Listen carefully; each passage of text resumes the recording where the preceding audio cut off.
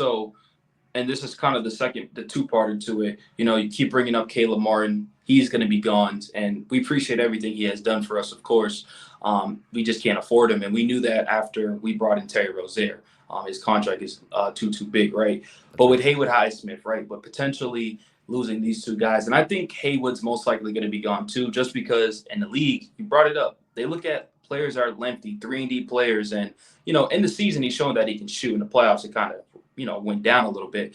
But with those two players gone, do you think we're going to go internal, like a Jamal Cain, Alonzo Williams, our draft pick to replace these two pieces, or you think we're going to go mainly in free agency trying to replace them with these are top of my head. I don't think it will happen, but maybe like Robert Covington or something like sort of that type of player. Because losing Caleb's obviously going to be huge, but Haywood Highsmith defensively is going to be a huge loss too. So like, where do you think we go with that or replacing those two players? All of the above, right? It has to be all of the above. They're gonna look seriously at their internal stuff, whether it's Jamal Cain, Cole Swider, Alondis Williams. Like these are guys with size that they could bring up.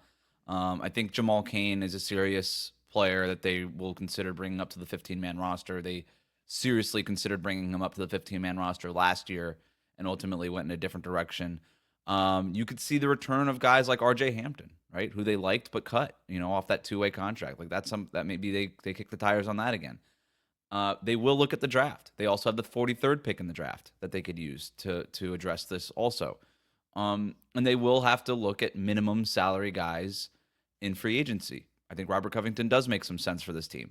I think a guy like Chetty Osman makes a little bit of sense for this team. Alec Burks, I'm not really sure what his contract value is anymore, but if you can get him on a minimum, but it's going to be pretty much limited to minimum contracts. They will have the option to use the taxpayer mid-level exception, which is at $5 million. But you don't just use that to use that. You have to make sure that that player is worth $5 million a year, that it's worth adding that to your payroll and getting even closer to that second apron. Are you able to? And that the only way you're able to do that without going to the second apron is if Haywood and Caleb both leave, and if somebody else opts out, you probably have to waive Orlando Robinson. And you kind of start going through the gymnastics of the whole thing, and it even limits you even further. So I'm not sure. I don't think it's a sure thing that they use the TPMLE either. So you're really looking for sure at minimum contracts and the draft, and that's going to be really difficult. But that's why it's almost just that's why the answer is all of the above. It's internal guys from the Sioux Falls Skyforce, the other people that they've scouted on other G League squads, the draft, and then minimum contracts. But that's what makes this so difficult, and it's why I wouldn't rule out like a major cost saving move. This team doesn't want to take steps back. It doesn't want to lose talent for nothing.